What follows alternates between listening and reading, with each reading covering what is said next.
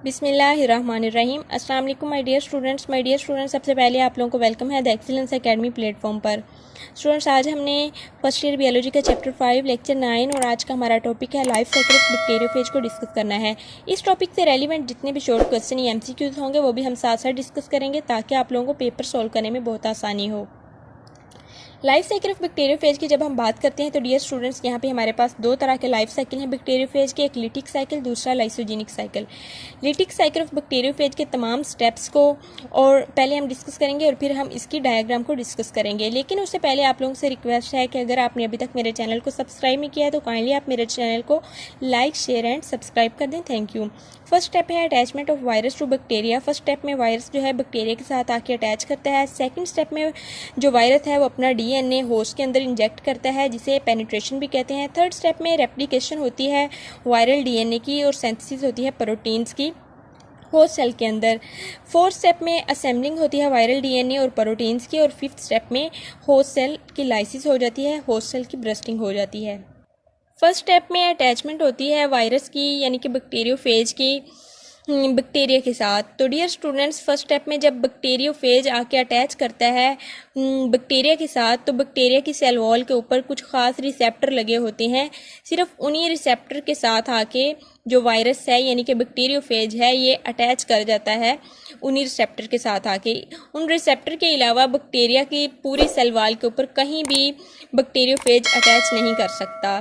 तो ये एमसीक्यूज है कि बैक्टीरिया की सेल वॉल के ऊपर सिर्फ और सिर्फ रिसेप्टर पर ही बैक्टीरियोफेज या वायरस आके अटैच करेगा। तो जब ये अटैच करता है विरॉन जैसे कि इन्फेक्शियस पार्टिकल है ये बैक्टीरियोफेज या वायरस, तो जब ये आके अटैच करता है बैक्टीरिया की सेल वॉल के साथ तो ये एक वीक केमिकल यूनियन बन जाता है।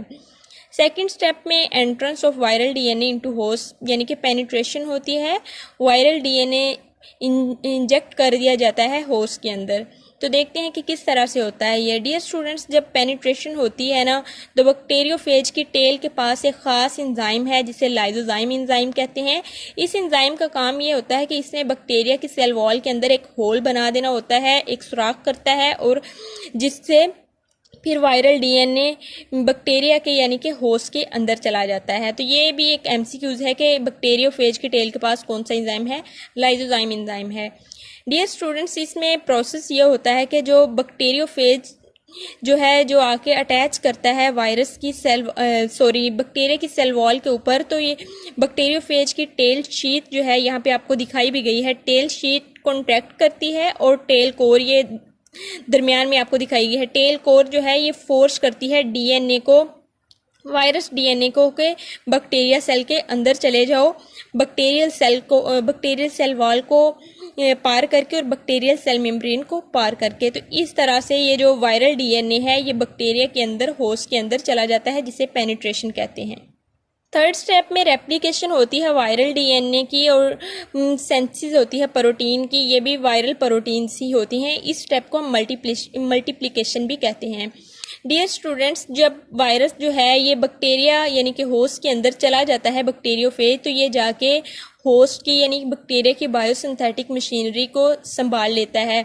यानी ये जब ये चला जाता है बैक्टीरिया के अंदर तो ये जाके अपने ही बैक्टीरिया से प्रोटीन्स बनवाना शुरू कर देता है और अपने ही डीएनए बनवाना शुरू कर देता है। इस तरह से जब ये होस्ट के अंदर रेप्लिकेट करता है तो ये तमाम के तमाम प्रोटीन्स भी इसने अपनी बनवाई होती हैं और डीएनए भी इसने अपना ही बनवाया होता है। तो इस तरह से ये मल्टीप्लिकेशन होती है। ये आपने याद रखना है कि इस स्टेप को मल्टीप्लिकेशन भी कहते हैं। इसमें जाके रेप्लिकेशन जब होती है तो ये मल्टीप्लाई करना शुरू कर देता है वायरस। फोर्थ स्टेप में असेंबलिंग होती है वायरल डीएनए और प्रोटीन की। थर्ड स्टेप में हमने देखा कि वायरस जो है ये अपनी ही प्रोटीन्स और डीएनए बनवा रहा है। फोर्थ स्टेप में ये जो वायरस ने अपनी प्रोटीन्स बनवाई होती हैं और डीएनए बनवाया होता है इसे फिर वो एक पैक करता है यानी कि असेंबल करता है, इकट्ठे कर लेता है। जो हेड बनवाया होता है, जो अपने टेल बनवाई होती है, जो प्रोटीन्स अपनी बनवाई हैं, हेड भी टेल भी, और फिर उसके बाद जो डीएनए बनवाया होता है इन तमाम को इकट्ठा करता है, उससे हेड की शक्ल देता है, टेल की शक्ल देता है और फिर कैप्सिड बनाता है और कैप्सिड के अंदर डीएनए को रखता है। इस तरह से ये पैकेजिंग हो जाती है। फिफ्थ स्टेप के अंदर लाइसिस हो जाती है बैक्टीरिया सेल की, क्योंकि डियर स्टूडेंट्स 25 मिनट्स के अंदर ये बैक्टीरियोफेज जो है, ये जो वायरस है, इसकी 200 न्यू कॉपीज़ बन जाती हैं जाके होस्ट सेल के अंदर। तो जब होस्ट सेल के अंदर इतनी ज़्यादा कॉपीज़ मौजूद होंगी तो बहुत ज़्यादा प्रेशर लगता है और होस्ट की यानी कि बैक्टीरिया की सेल वॉल जो है ये फट जाती है और ये न्यूली फॉर्म्ड कॉपीज़ जो है वायरस की बैक्टीरियोफेज की बाहर निकल जाती हैं और ये जाके फिर किसी दूसरे बैक्टीरिया को अटैक करती हैं और फिर वहाँ पे एक और लिटिक साइकिल स्टार्ट हो जाता है। डियर स्टूडेंट्स, ये एक एमसीक्यूज़ है कि 25 मिनट्स के अंदर कितनी कॉपीज़ बनती हैं, तो 200 कॉपीज़ बनती हैं बैक्टीरियोफेज की या वायरस की। तो डियर स्टूडेंट्स, ये जो फेज है जो कि काज करता है लाइसिस यानी कि बैक्टीरियोफेज, ये जो लाइसिस काज करता है होस्ट सेल के अंदर, इसे हम लिटिक या वीरुलेंट फेज भी कहते हैं, क्योंकि ये लाइसिस करवा देता है, सेल को ब्रश करवाता है।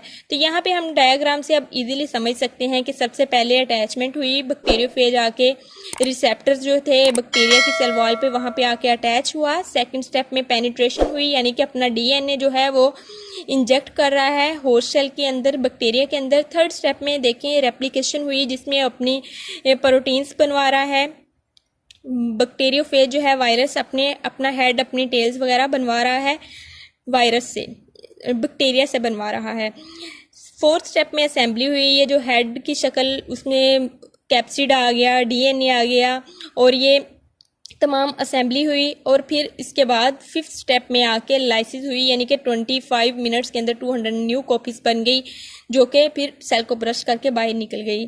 तो डियर स्टूडेंट्स, आपने ये याद रखना है कि ये जो बैक्टीरियोफेज है इसका डीएनए सिंगल स्ट्रैंडेड होता है। ये एक एमसीक्यूज़ है, बहुत इंपॉर्टेंट है। और ये जो है पूरा मैंने आपको लिटिक साइकिल पढ़वाया, ये बहुत ज़्यादा इंपॉर्टेंट लॉन्ग क्वेश्चन है, ये लॉन्ग क्वेश्चन के तौर पे आता है। तो आपने एज इट इज़ लिख देना है तो आपको पूरे मार्क्स मिल जाएंगे। होप सो डियर स्टूडेंट्स, आपको लेक्चर समझ आया होगा। काइंडली आप मेरे चैनल को लाइक, शेयर एंड सब्सक्राइब करें and stay connected for more videos. Thank you so much. अल्लाह हाफिज़।